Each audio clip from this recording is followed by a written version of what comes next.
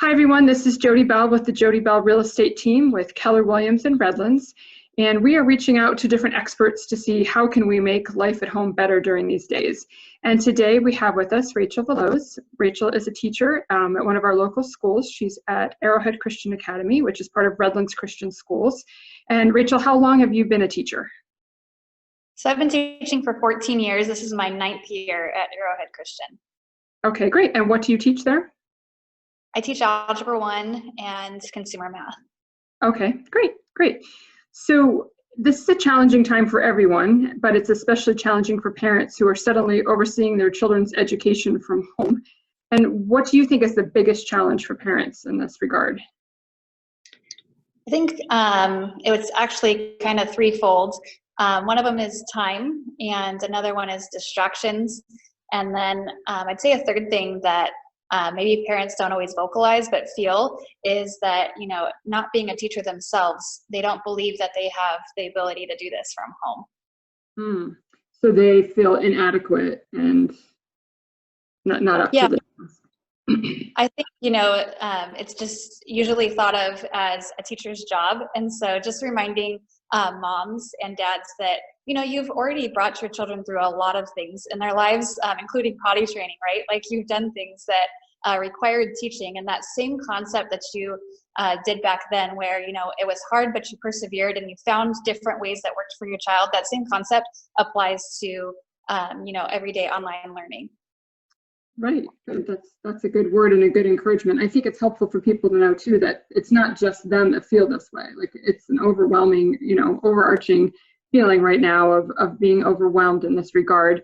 What would you say, what are your tips that you would offer parents to best manage? And I guess looking at maybe the children's workload, and then some kids have a schedule for when they have to do their schooling. So what would be some tips that you would offer?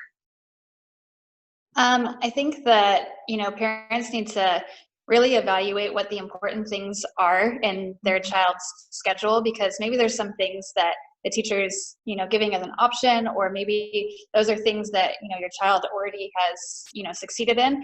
And so maybe those things are things you don't need to focus on, and just find the things that are important and focus on those things, because you don't have all the time in the world, and you're not going to be able to accomplish the same amount of things that you got done while you were in school. So just having a realistic viewpoint and understanding that it's going to be what it is. It's going to be different, but you can meet your child's needs at home. So focusing just on what the main ideas are, the main concepts, and making it more doable for yourself, I think would take some of the pressure and the stress off. Right. And some parents, of course, have lost their jobs, so they're just home or they're on furlough, but some parents are also working from home. So what would be advice for parents who are trying to manage both the school and doing their own work? I know a lot of people like this. We're in that same boat. And, when you're working from home, there's just the opportunity for a lot of distractions, between your other children walking in, the TV, the refrigerator, and things like that. And so trying to keep your children focused and on their regular routine is just a really important thing. And figuring out what routine works for everybody, because, having multiple children in the home and now having both providers in the home, mom and dad, makes, things more challenging. So having that discussion with your spouse, making a plan that works for everybody, and then, planning things throughout the day for your child to do that are independent activities that they can do while you're working, or when you get a phone call, those things are things that they can do on their own.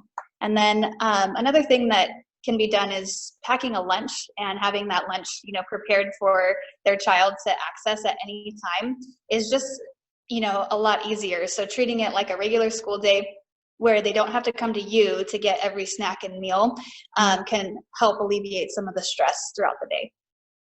That's great. And I wanted to ask you about a specific situation. So I have a friend who has a kindergartner, and she told me the other day that it took her like an hour and screaming and crying, and then the baby sister was crying to get her kindergartner to write 4 words. And I felt for her, and she also said, no wonder the teachers have trouble with him at school, but any suggestions you would have, like if you're having a particularly hard time with your child in that regard?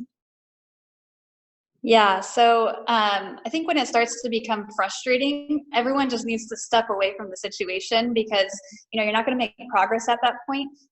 Whether your child's frustrated and you're frustrated, or whatever the case may be, stepping away and reevaluating really how the situation was really going, because sometimes we have an idea in our mind, it just starts to become overwhelming, and we start to see it in one vein, and it's actually very different.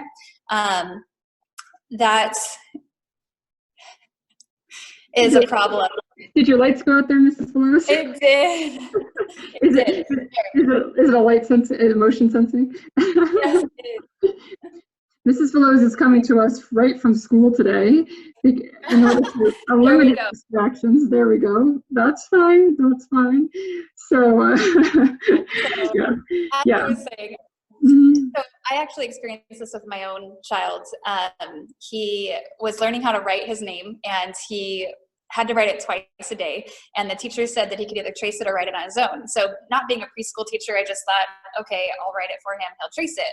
And we did that for multiple days. And then, one day I said, okay, go ahead and write it on your own. And then I found that he didn't know how to do it at all. And I thought, what do I do? And it became overwhelming because I was trying to show him, but I didn't know how. And then I just realized, I just need to step away and I need to reevaluate this, because it starts to feel like, oh my gosh, my child's not going to learn how to write, right? We kind of go into this like dramatic space of it's never going to happen. We're never going to be able to do this. And so just stepping back and reevaluating and realizing, well, it's not the fact that he doesn't know how to write the letter when it's written there. It's just that he's learning about space and how to write it himself. And so, we came back to the situation and I was able to hold his hand and, move it in the direction that it needed to move so that he could feel confident that he could do that on his own, because he was used to seeing it and writing it.